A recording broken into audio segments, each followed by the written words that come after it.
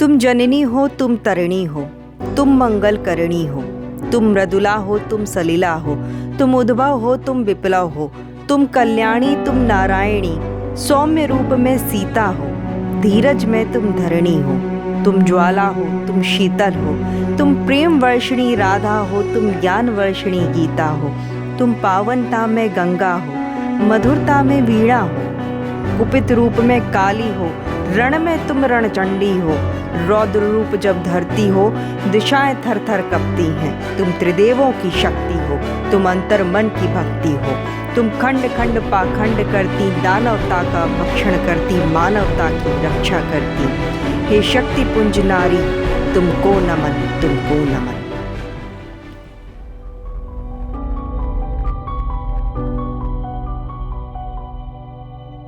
नमस्कार, आपका बहुत बहुत स्वागत है अतुल्य भारत चेतना के इस खास कार्यक्रम शक्ति में। मैं हूं आपके साथ ऋचा तिवारी।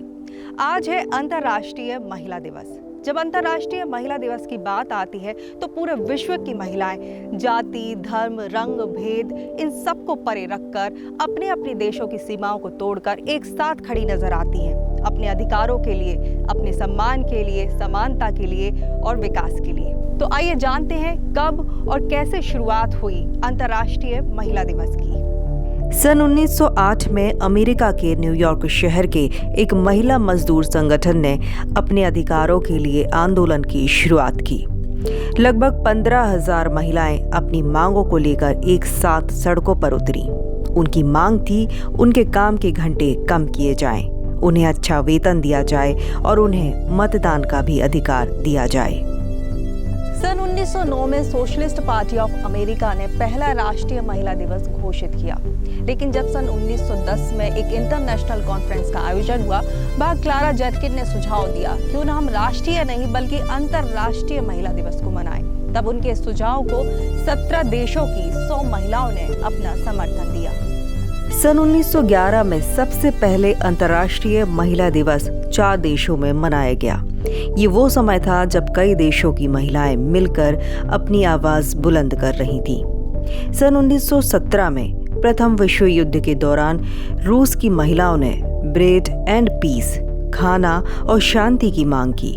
उनके इस आंदोलन ने सम्राट निकोलस को पद छोड़ने के लिए मजबूर कर दिया और अंतरिम सरकार ने महिलाओं को मतदान का अधिकार दे दिया और ये महिला आंदोलन की एक बड़ी जीत साबित हुई। 8 मार्च को ही क्यों मनाया जाता है अंतर्राष्ट्रीय महिला दिवस? जिस दिन रूस की महिलाओं ने अपने आंदोलन की शुरुआत की थी, उस दिन जूलियन कैलेंडर के अनुसार तारीख 23 फरवरी थी, लेकिन ग्रेगोरियन कैलेंडर में ये दिन 8 मार्च था। इसलिए अंतर्राष्ट्रीय महिला दिवस की शुरुआत 8 मार्च से मानी गई। सन 1975 में संयुक्त राष्ट्र ने महिला दिवस को आधिकारिक तौर पर मान्यता दे दी और सन 1996 में ये दिन एक थीम के साथ मनाया जाने लगा। सबसे पहली थीम थी celebrating the past, planning for the future, अतीत का जश्न और भविष्य की तैयारी। इस बार महिला दिवस की थीम है women in leadership, achieving an equal right in a कोविड-19 वर्ल्ड, यानी महिला नेतृत्व कोविड-19 की दुनिया में समान भविष्य को प्राप्त करना। इस बार की थीम को सुनकर जो मेरे जहन में सबसे पहला चेहरा आया वो था ज्योति कुमारी का। ये वही ज्योति कुमारी है जो लॉकडाउन के दौरान अपने घायल पिता को साइकिल पर बिठाकर 1200 किलोमीटर दूर तक ले गई, गुरुग्राम से अपने गांव सिरहुली तक। 16 साल की ज्योति ने अपनी दृढ़ इच्छा शक्ति से सभी को अचंभित कर दिया। ज्योति 100 से 150 किलोमीटर रोजाना साइकिल चलाकर करीब 7 दिनों में अपने गांव सिरहुली दरभंगा पहुंची। ज्योति के पिता और परिवार वालों का भी कहना था ये एक कठिन कार्य है, लेकिन ज्योति को पूरा आत्मविश्वास था कि वो अपने घायल पिता को लेकर घर तक जरूर पहुंचेगी। ज्योति ने न केवल देश में बल्कि विदेशों में भी ख्याति अर्जित की। उसे राष्ट्रीय बाल पुरस्कार से भी सम्मानित किया गया। भारत की बेटी ज्योति आज साइकिल गर्ल के नाम से जानी जाती है। सिरहुली की ज्योति की कहानी आपने सुनी। अब सिरहुली से चलते हैं उत्तर प्रदेश के गांव सनौली। यहाँ हम सनोली की बात इसलिए कर रहे हैं क्योंकि भारतीय पुरातत्व सर्वेक्षण विभाग को सनोली में उत्खनन के दौरान महिला योद्धाओं के कब्रगाह मिले हैं। पुराविदों के अनुसार ये संस्कृति 4000 वर्ष पुरानी थी और ये हमारे लिए बहुत गर्व की बात है कि आज से 4000 वर्ष पहले भी भारत की महिलाएं युद्ध कला में निपुण थीं और वो समाज में एक विशिष्ट स्थान रखती थीं। सनोली की संस्कृति को साक्ष्यों के आधार पर हड़प्पा काल से जोड़कर भी देखा जा रहा है और भौगोलिक आधार पर कुछ विद्वान इसे महाभारत और वैदिक काल से जोड़कर भी देख रहे हैं। ऋग्वैदिक काल में महिलाओं की स्थिति श्रेष्ठ थी।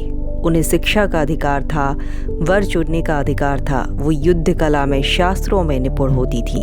वैदिक काल की विदेशियों में गार्गी, मैत्री, अपाला, घोषा इनके नाम प्रमुखता से लिए जाते हैं। प्राचीन भारतीय वाङ्मय में हमारे देश की नारियों का बहुत बड़ा योगदान रहा है। उनकी गाथाएं शतपथ ब्राह्मण आदि वैदिक काल के आर्ष ग्रंथों में भरे पड़े हुए हैं। शतपथ ब्राह्मण आदि ग्रंथों में प्रबुद्ध नारियों के वर्णन मिलते हैं। मैत्री, गार्गी, लोपामुद्रा, घोषा आदि ऐसी प्रबुद्ध नारियाँ थीं जिन्होंने बड़े बड़े शास्त्रार्थों में भाग लिया। और वैदिक काल की बात करते हैं तो आदि शंकराचार्य जो हो गए हैं, उन्होंने जब शास्त्रार्थ के लिए दिग्विजय यात्रा की, वो मड्डन मिश्र के यहाँ जब पहुँचते हैं तो शास्त्रार्थ उनका होने के लिए जब एक तिथि निश्चित हो गई तो उन्होंने कहा इसका निर्णायक कौन होगा। तो निर्णायक के लिए उनने अपनी पत्नी का नाम बताया और शंकराचार्य की प्रतिभा से प्रभावित थे। तो वो इतनी विद्वान महिला मानी जाती थी मड्डन उसकी पत्नी शारदा कि आदि शंकराचार्य जैसे विद्वान का और अपने पति मड्डन मिश्र का जो वेद वेदांग में पारद थे, दोनों का निर्णायक मत देती थी। ज्योतिष की बात करें तो लीलावती नाम की गणथी लीलावती के नाम पर रखी गई है। ये ज्योतिषाचार्य खगोल विज्ञान का इनको बहुत अच्छा ज्ञान था। ये बहुत बुद्धिजीवी नारियां थीं। उस समय के बड़े बड़े जो साहित्यकार होते थे, ऋषि मुनियों से शास्त्रार्थ करती थीं, तर्क वितर्क करती थीं, शोध कार्य करती थीं। इस प्रकार का उनका भारतीय संस्कृति उत्थान में बहुत बड़ा योगदान है। रामायण काल की ही बात करें तो कैकेयी राजनीति में बहुत सहयोग करती थीं। दशरथ जी उनकी युद्ध कला से परिचित थे। जब देवासुर संग्राम हुआ उस समय में कैकेयी के लिए रथ के सारथी के रूप में उन्होंने रखा। दशरथ जी उनकी युद्ध कला से परिचित थे। वो चाहते तो उस समय बड़े बड़े सारथी थे, किसी को भी रख सकते थे, लेकिन कैकेयी को ही रखा।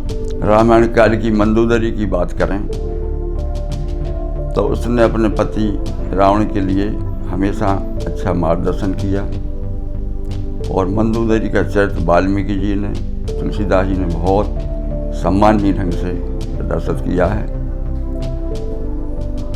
वेद वेदांत का ज्ञान था, जैसा कि लिखा है माया हसी बाहु दिक्पाला। ये वेदों में बोला गया है कि माया हसी बाहु दिक्पाला, यानी भगवान राम जो हैं इनकी हंसी माया है, इनके बाहु दिक्पाल हैं। इसी प्रकार उसने आगे भी किया, तास विरोध न कीजिए नाथा, काल कर्म जीव जाके हाथा। हे नाथ, उनसे विरोध मत करो, उनके हाथ में काल कर्म जीव की गति दोनों ही है। ये मंदोदरी को मालूम था। ये इतनी प्रबुद्ध महिला थी कि इन्होंने हमेशा उसको सदमार्ग पे चलाने की कोशिश की। महाभारत काल की महिलाएं भी योद्धा थीं, युद्ध कला में प्रवीण थीं, अपने बच्चों को सिखाती थीं। उलूपी ने अपने बच्चे को जो युद्ध कला सिखाई थी, उनसे अर्जुन ने भी हार मानी। सहोदरा के लिए भगवान कृष्ण की जो बहन माना गया, ये भी युद्ध कला में निपुण थी। मध्यकाल की नारियों के ऊपर यदि हम बात करते हैं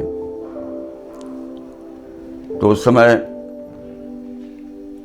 मध्यकाल में एक पन्नाधाय हो गई। उसने वो देशभक्त थी, देशभक्ति कारण से अपने बच्चे चंदन का वध करवा दिया था और उस समय उदय सिंह जो थे उनको बचा लिया था। जब उदय सिंह बच गए तो उन्हीं के पुत्र महाराणा प्रताप हुए। यदि पन्ना था इतना बड़ा त्याग नहीं करती तो महाराणा प्रताप जैसे महाबली देश को नहीं मिलते। झांसी की रानी का तो सबको मालूम है, अंग्रेजों से युद्ध करते करते और अपनी वीर गति को प्राप्त हुई, पर पीछे नहीं हटी। रानी अहल्याबाई इतनी न्यायप्रिय शासक थी, खुद अपने पुत्र को भी सभा के सामने हाथी से कुचलवा दिया था। किसी महिला का उसने अपराध कर दिया तो बर्दाश्त नहीं हुआ। इनकी त्याग, इनकी तपस्या, इनकी राष्ट्रहित की भावनाएं, संस्कृति उत्थान की इनकी आदर्श भावनाएं सम्माननीय हैं और इनके ऊपर हमारा भारतीय साहित्य, भारतीय जनमानस गर्व करता है और हमारे साथ सम्माननीय भाव से देखें। आज जो महिला दिवस मनाया जा रहा है, ये बहुत अच्छा प्रयास है। नारियों की वंदना, नारियों के उत्थान की भावनाएं हमारे यहाँ प्राचीन काल से आज तक ज्यों की त्यों बनी हुई हैं, इसलिए स्तुत प्रयास है। सिंधु घाटी की सभ्यता और ऋग्वैदिक काल में भारतीय महिलाओं की स्थिति उन्नत थी, इस बात के हमें कई साक्ष्य मिलते हैं। लेकिन समाज में आई विकृति और बाहरी आक्रमणों के कारण ये स्थिति धीरे धीरे बिगड़ती चली गई और जिसे सुधारने का संघर्ष आज भी जारी है। भारतीय महिलाएं आज किसी भी क्षेत्र में पीछे नहीं हैं। वो उन क्षेत्रों में भी कदम रख रही हैं जहां केवल पुरुषों का ही वर्चस्व होता है। जब भी कुली का जिक्र आता है तो हमारे जहन में लाल यूनिफॉर्म पहने हुए पुरुषों की ही तस्वीर आती है। लेकिन जयपुर रेलवे स्टेशन में बतौर कुली का काम करने वाली मंजू देवी पहली महिला हैं। मंजू देवी के लिए कुली का काम करना इतना आसान नहीं था, लेकिन उन्होंने पति की मृत्यु के बाद अपनी पारिवारिक जिम्मेदारी का निर्वहन बखूबी किया। मंजू देवी की ही तरह एक और चुनौती भरे क्षेत्र में कदम रखा है भोपाल की योगिता रघुवंशी ने, जिन्होंने भारत की पहली महिला ट्रक ड्राइवर होने का श्रेय प्राप्त किया है। ये एक ऐसा क्षेत्र है जहां महिलाएं मुश्किल से ही दिखाई देती हैं, लेकिन योगिता ने ये कार्य इतने साहस और निपुणता के साथ किया कि आज उन्हें इस क्षेत्र में 17 सालों का अनुभव हो चुका है। मंजू देवी, हिमा दास, योगिता रघुवंशी, ज्योति कुमारी, ये आज की रानी दुर्गावती और लक्ष्मीबाई हैं। आज महिलाएं किसी भी क्षेत्र में कम नहीं हैं, चाहे वो कुली का काम हो, ट्रक चलाना हो, लड़ाकू विमान उड़ाना हो, गृह कार्य हो, पत्रकारिता हो, कला का क्षेत्र हो, चाहे वो कोई भी क्षेत्र हो, महिलाओं ने खुद को साबित किया है। बस जरूरत है उन्हें समझने की, उन्हें समानता देने की, उन्हें अधिकार देने की। हम न केवल भारत की बल्कि विश्व की तमाम महिला शक्तियों को नमन करते हैं। महिलाओं का ये संघर्ष तब तक जारी रहेगा जब तक समाज का नजरिया और समाज की सोच बदल नहीं जाती। जारी रहेगा संघर्ष मेरा, बस सदा चलती रहूं। रुकू ना मैं, झुकू ना मैं, बस यूं ही चलती रहूं। है इरादा अटल मेरा, बस सदा चलती रहूं। जारी रहेगा संघर्ष मेरा, बस यूं ही चलती रहूं।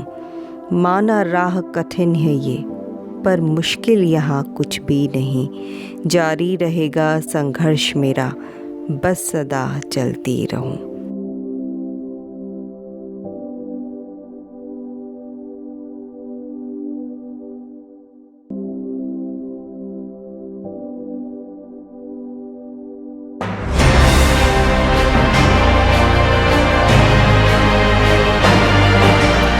अतुल्य भारत चेतना, बुलंद हौसलों की आवाज।